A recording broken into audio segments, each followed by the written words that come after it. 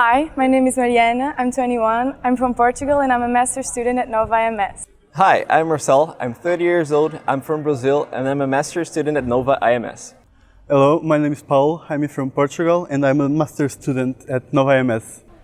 Hey, my name is Jan, I'm 23 years old, I'm from Germany, I'm a master's student at Nova IMS, and today we will talk about predicting diabetes in Brazil. As the global population is rising and food supplies are becoming scarce, malnutrition and obesity are becoming top priority concerns. Food security and sustainability are now well-known buzzwords. For the coming years, they might hold the key for our progress and survival. The World Health Organization released a list of recommendations and guidelines to ensure food security and sustainability for this time of uncertainty. One of them focused specifically on improving nutrition. We're not only discussing increasing the food production, but also increasing nutritional quality and its access by the poorest families. Inadequate nutrition can lead to a myriad of health conditions, and amidst a rampant obesity epidemic, diabetes stood out as one of the leading causes of death and chronic disability.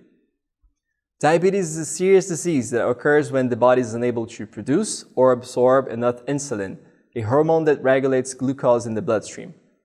Type 2 diabetes comprises the vast majority of patients and is largely the result of excess body weight, poor dietary habits, and physical inactivity. Diabetes can damage the heart, blood vessels, eyes, kidneys, and nerves, leading to disability and premature death. Okay, now let's look at the facts and why diabetes is a major concern for our future. In 2014, there were around 422 million people in the world suffering from diabetes. That's about 8.5% of the adult global population. In absolute numbers, that represents a four-fold increase in diabetes cases in the last 35 years. In 2015, 1.6 million deaths were directly related to diabetes, being ranked as the sixth leading cause of deaths worldwide.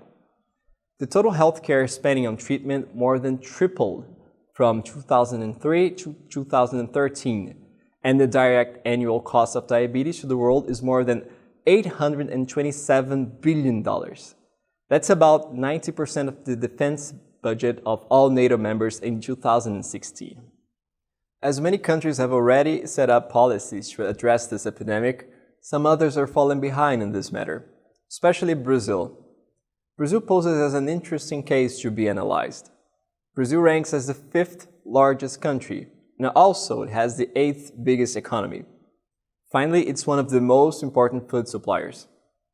The country is currently being overwhelmed with a surge of diabetes cases. 16 million Brazilian citizens have been diagnosed with diabetes. Last year, 72,000 casualties were directly linked to the disease. As a comparison, that corresponds to a 9/11 terrorist attack every 2 weeks. To make matters worse, over the past 10 years, the number of obese people at young age almost doubled. Treating the disease costs for the Brazilian healthcare system around $22 billion every year, and it has been estimated to increase to $36 billion by 2040.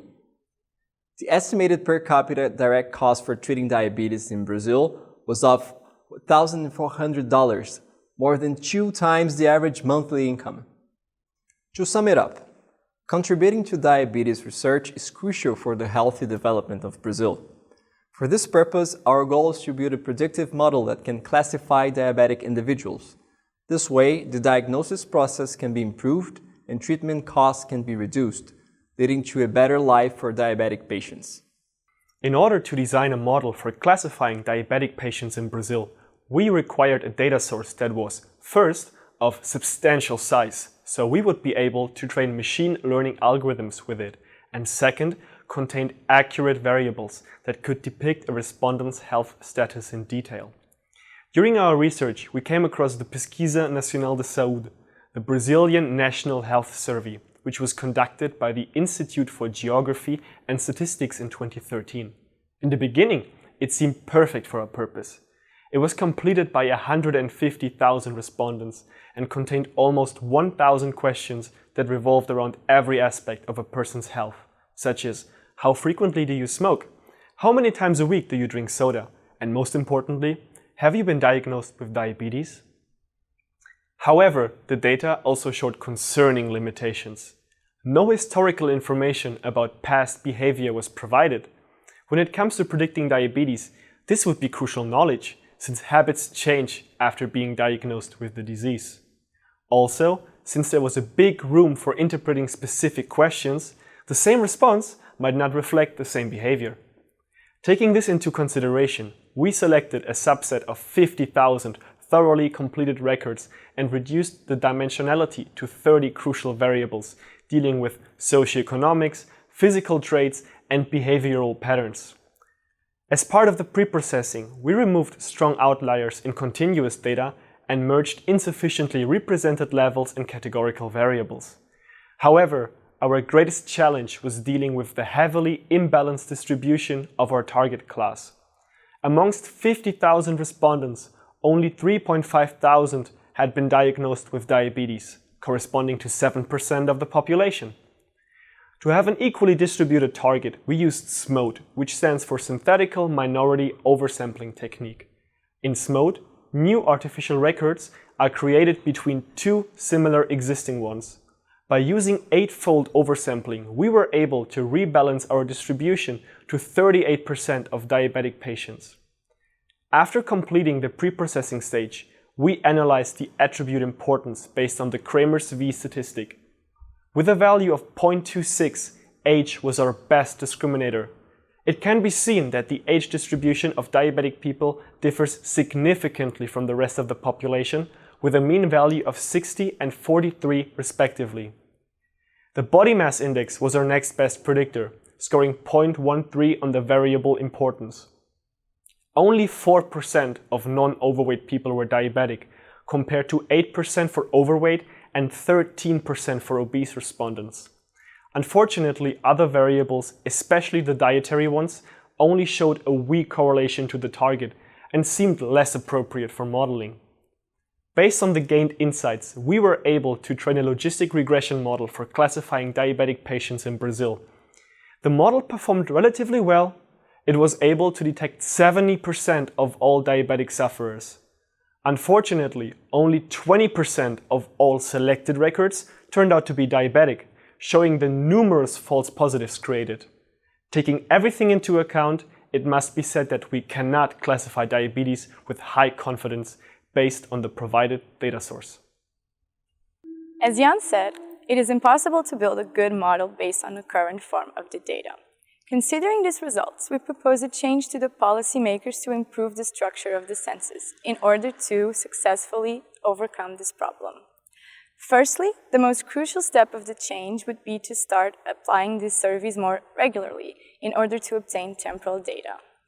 However, making individuals fill out surveys constantly would be a very demanding task, so other ways of obtaining information should be considered, such as making use of the rapid advancements of technology and society's reliance on smartphones. This would allow us to track health habits in real time. For example, if and how often people are exercising, the amount of calories ingested per meal, etc.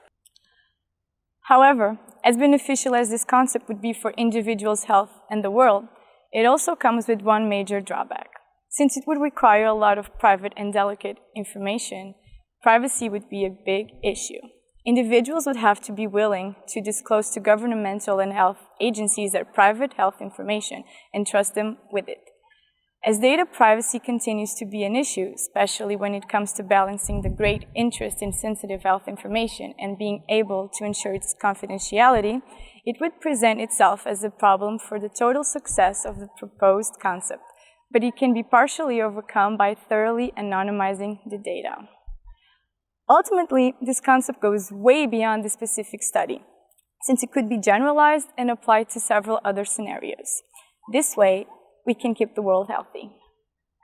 Scoring 0.13 on the variable. And it has been stimulated.